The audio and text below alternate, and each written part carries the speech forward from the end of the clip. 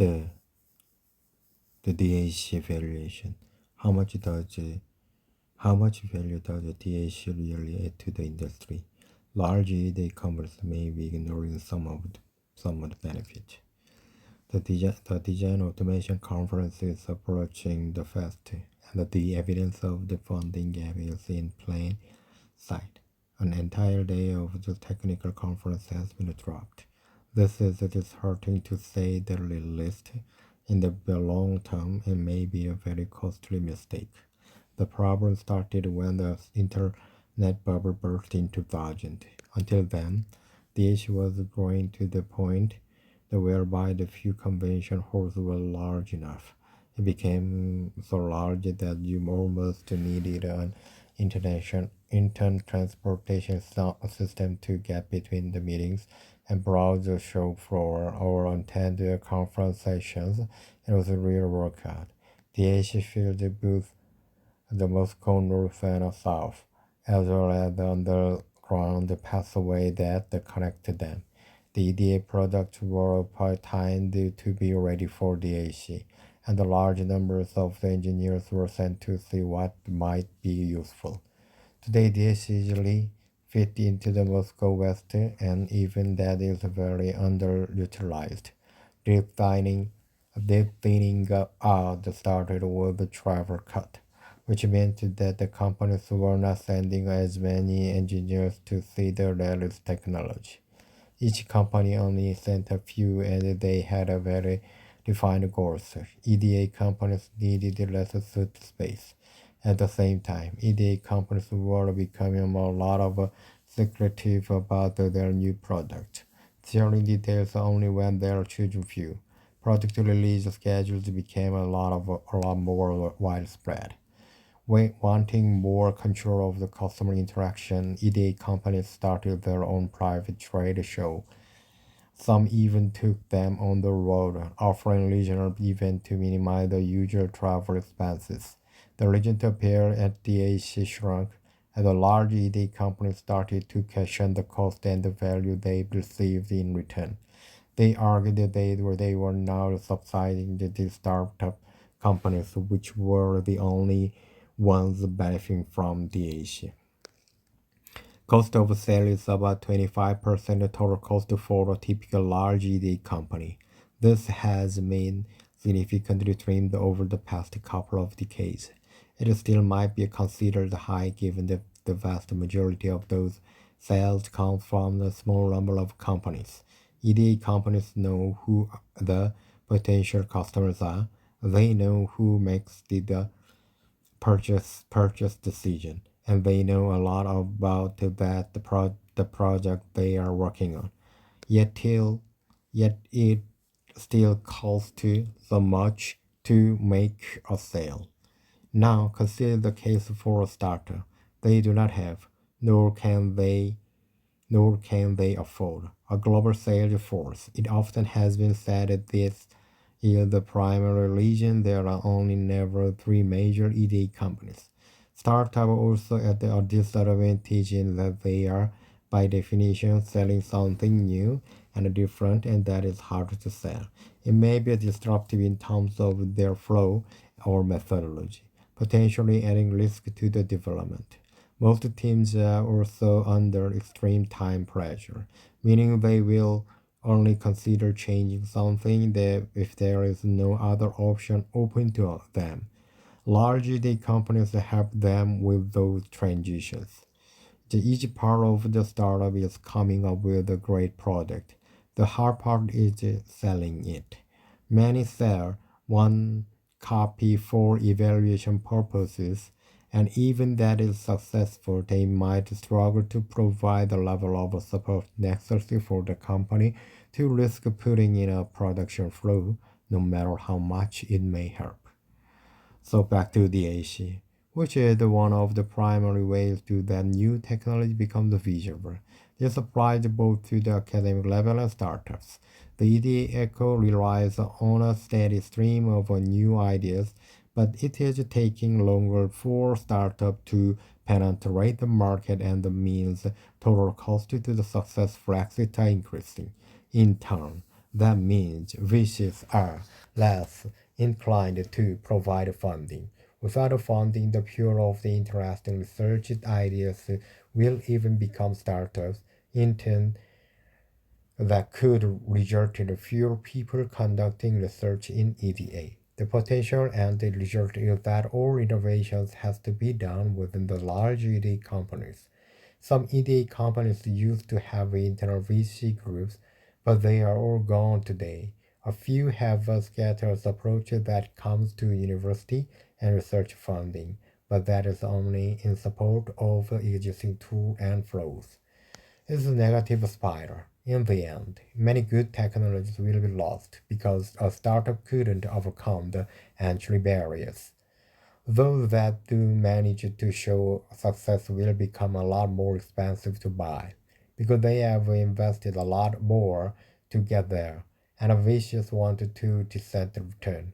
Large ED companies are the ultimately buyers of startups. We have seen a few startups acquired by unusual companies recently, and that is an encouraging sign, but I doubt if that is enough to end the decline. Not all the brains can be put on the large ED companies. They are public corporations and their top priority is to their shareholders. They have an attention span of the next quarter, the year, and potentially a couple of years out. They do not care about the distant future. They just expect the management will make the right decision to keep them growing. If the industry wants a vibrant ecosystem with a flow of new ideas and technologies, the barriers to start success must be brought down. DAC is one of the primary ways to make this happen. If EDA companies are not willing to make the investment, they have to be prepared to pay more for startup as a result. They are, in fact, transferring cost of the sales expenses and investment in DAC to engineering acquisition expenses. I do not believe the industry will remain healthy if the only three companies control the creativity of the industry. We need new ideas being generated in the university, effective ways to improve the ideas at scale through starters, and potentially disruptive technologies for technologies that forge new approaches to solving problems. Perhaps AI will create a big enough disruption that a new ecosystem will form. What do you think? How valuable is the AC as a part of the ecosystem, or are there better ways to help nurture new ideas? Ryan Bailey.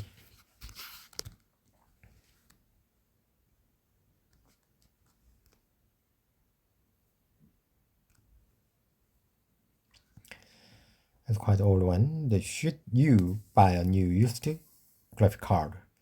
GPU prices have shot up again, pushing many toward the used card market. Should you buy a used graphic card after dealing with the crypto mining induced GPU shortage 2 generations back? The prior generation graphics cards were reasonably available for the past couple of years, and the AI-induced shortage hit, retail availability became problems, and the GPU prices shot up, and finding one of the best graphics cards has become a difficult proposition, at least of certain models, leading many to consider the used graphics card market. The good news for prior generation GPUs, the NVIDIA RTX 40 series, AMD RX 7000 series, and Intel Arc A series is that crypto mining hasn't really been profitable for the past 2 to 3 years. That means any used cards likely haven't been running 24/7 at 100% load for months on end. That doesn't mean the all cards have been treated equally well, but if you are careful about how you proceed, a used graphic card isn't necessarily a bad idea. The bad news is the prices of used graphic card using eBay solid listing as a proxy are likely also far higher than many will be willing to pay. The GPU shortage have caused most previous generation GPUs to increase substantially in price over the past several months. For example, here is a chart showing a sold listing for NVIDIA's RTX 4070 over the past 6 months. And there's a massive dip in the first part of December, perhaps caused by people selling off used cars with plans to pick up something faster in the next month. The number of the individual sales jumped as many as 60 cars per day, and the prices dropped as little as $200. Things then returned to a relative number of around $500 until the end of January, after which the shortages at the RTX 5080 and the RTX 5090 launch seems to be clue people in on how limited supply might stand. Since the start of February, the average prices of the used RTX 4070 sold on eBay has increased to over $600. Things are starting to come down at least a bit, and the newer RTX 4070 has been routinely available in the US for $550 to $600 over the past few weeks. At the price, there's no reason to consider paying a similar sum for a used 4070. The RTX 5070 might not be a massive generational upgrade, but in our testing, it's just 80% faster than a procedure. It proceeds at a 1440p Ultra, but I digress. Check out our GPU benchmark hierarchy if you want more detail on how much various current and prior generation GPUs stack up. So the question we wanted to answer is, even you can buy a used car, should you? Here are the things you should know when you are considering buying a used graphic cards. Price and performance, searching for the deal. The first step is looking for a graphic card is to set your budget. Once you decide how much willing to spend, you can then start looking for a graphic card, new or used, that falls in an appropriate range. You should also set a realistic performance expectation. Once upon a time, in days of yours, gamers might see up to double the performance for roughly the same price at upgrading a two-generation dual card. Again, our GPU benchmark article gives the important detail. Check the second page for a more extensive oil test suit where we benchmarked almost every GPU of past decades. There's no longer in the case, with perhaps the 55 to 35% improvement per generation if we are lucky. You should also think about the rest of your PC. If you are still using a 4-core Haswell era CPU from 2014 running Windows 10, it's probably time to look at the full system upgrade. Windows 10 support will end October 2025 and basically need a CPU and motherboard built after 2017, give or take, to be able to run Windows 11. Yes, there are in Windows 11 installation workarounds, but do you really want to go that route? That's your call.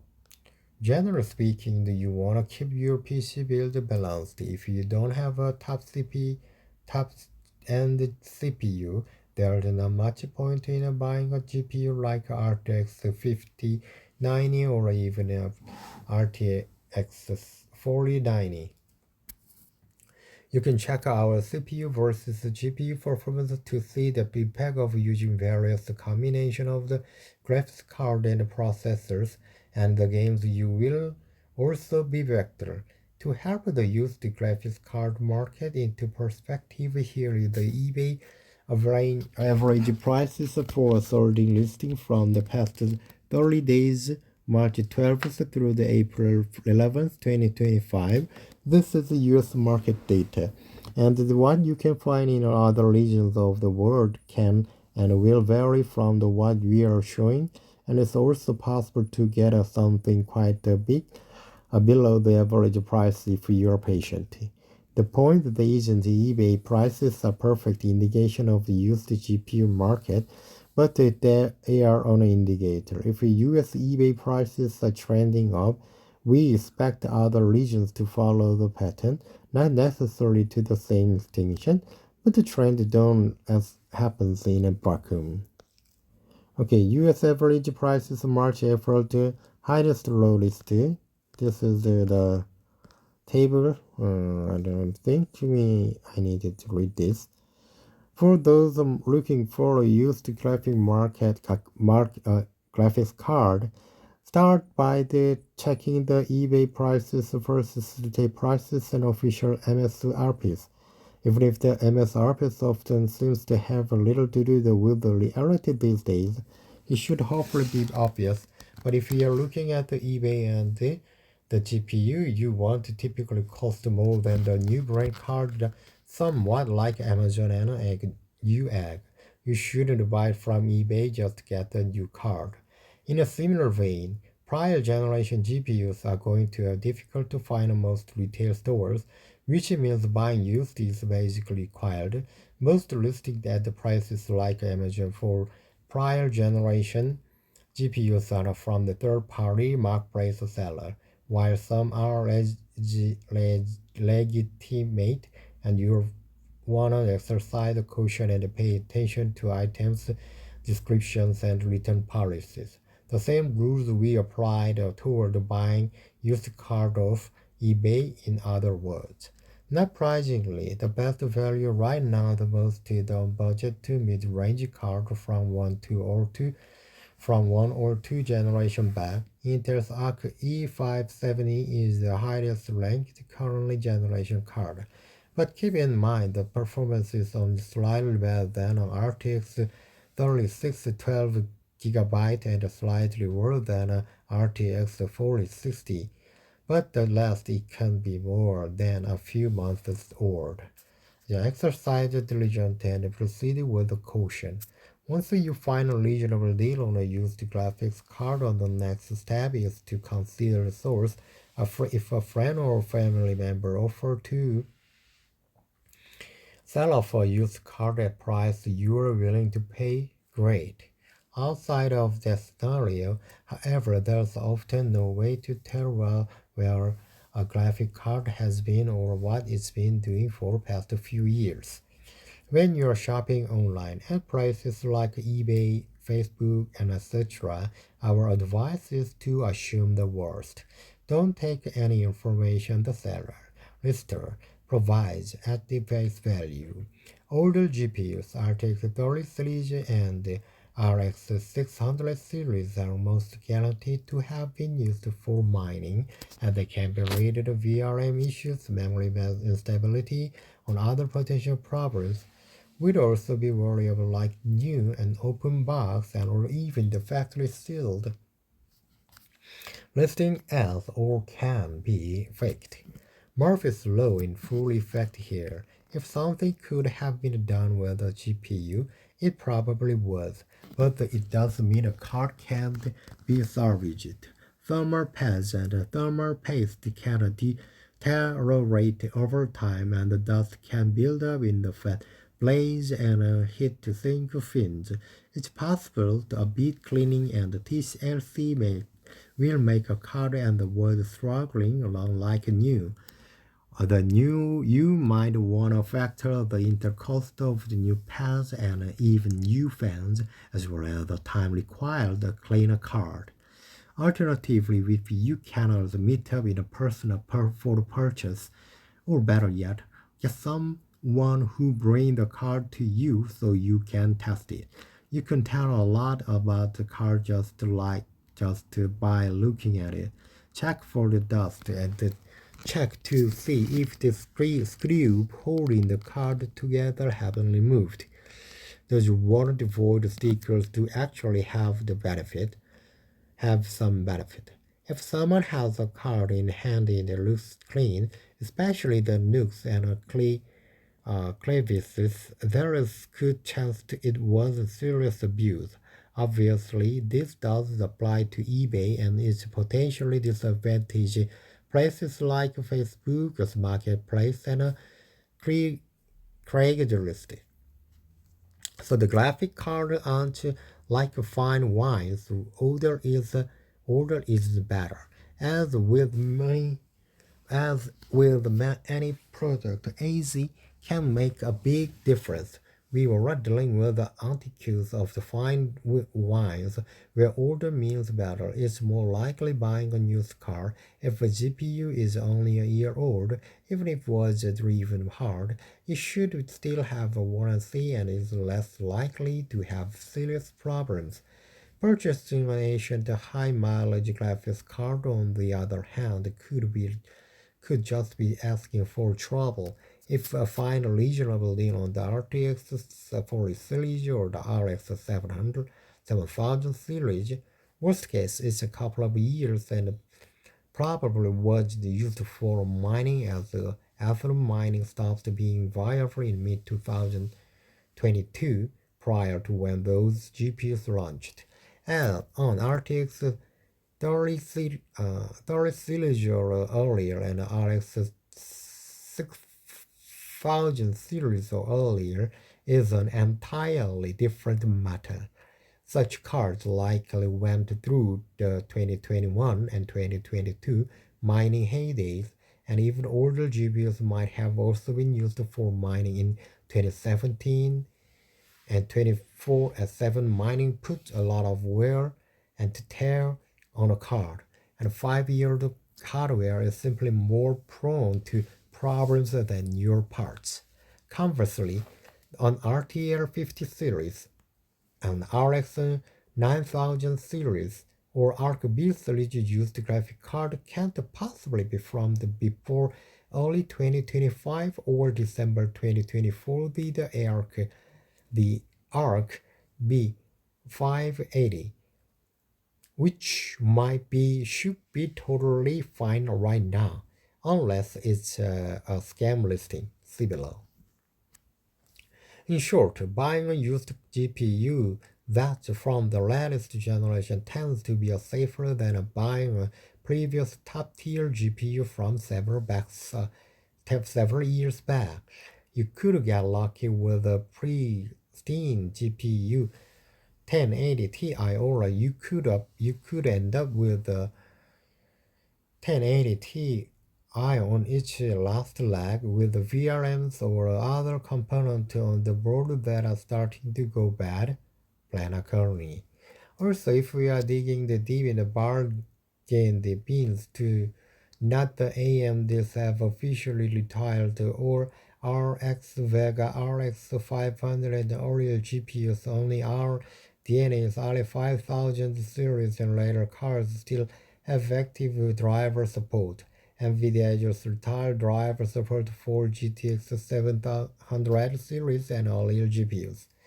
With Windows 10 reach of their life later this year, and you will need 11 drivers, and it might prove difficult for the GPUs to stick to card with active driver support, unless you are specifically trying to build a retro gaming PC.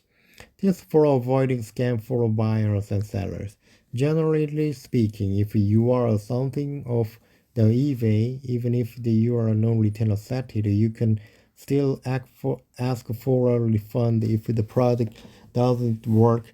But if better to deal with it, someone has no more 30-day return policy. Our experience is that eBay tends to be heavily biased toward buyers. Incredibly so, the point where the selling many things you can't afford to lose on eBay feels risky.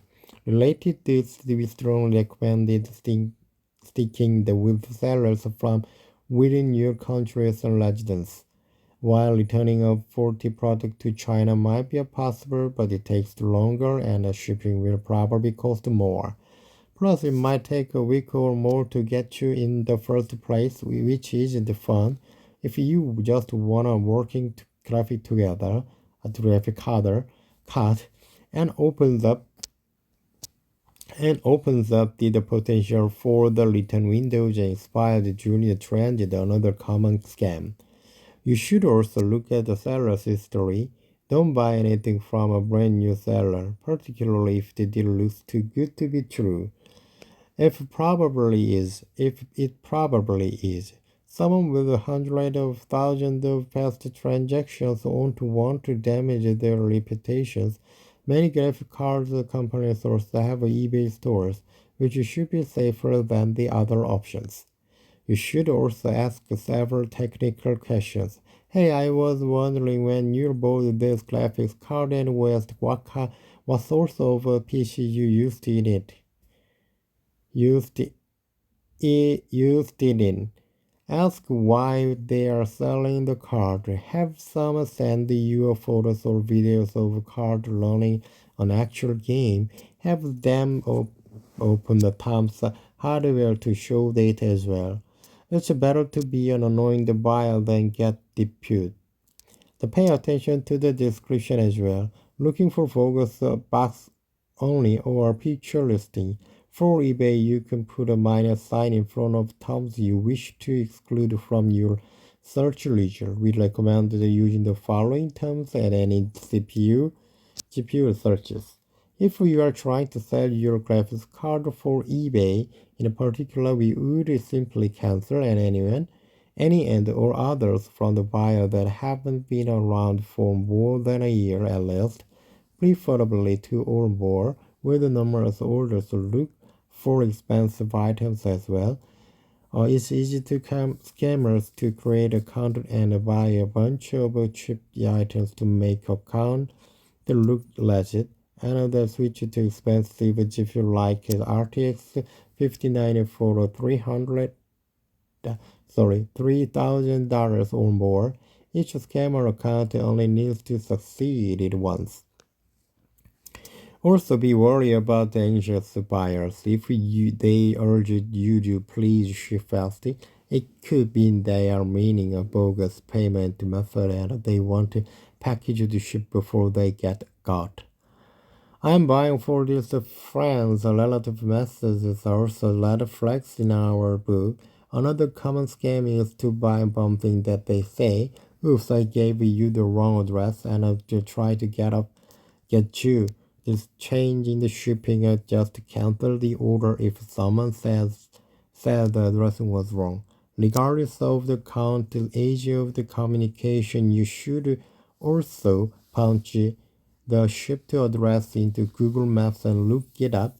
And it's difficult to impossible to determine if your house might simply be an Airbnb or a BRB rental, another scam tactic.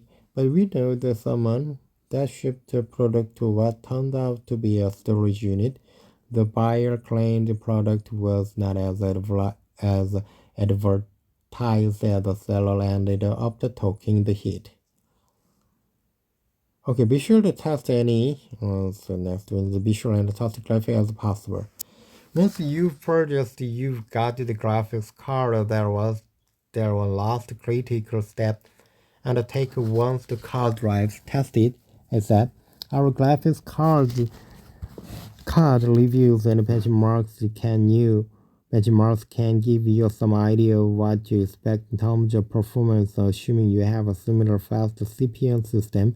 But stability is just important as speed for the used part. We recommended breaking out some trend US benchmarks once you get the card verified. It works probably. The mark might be sufficient, but it's most useful if you have a paid version where you can tally the loop test sequence 550 times. For Mark is a good torture test, but any demanding 3D game can surface. You'll want to have some utilities running to check GPU temperatures, fan speed, and power use. In fact, we have a whole article on how to test your graphic card. The point that you want to through some serious work at the GPU to ensure it runs properly. If it doesn't, the sooner you can ask for a refund and refund the card, the better.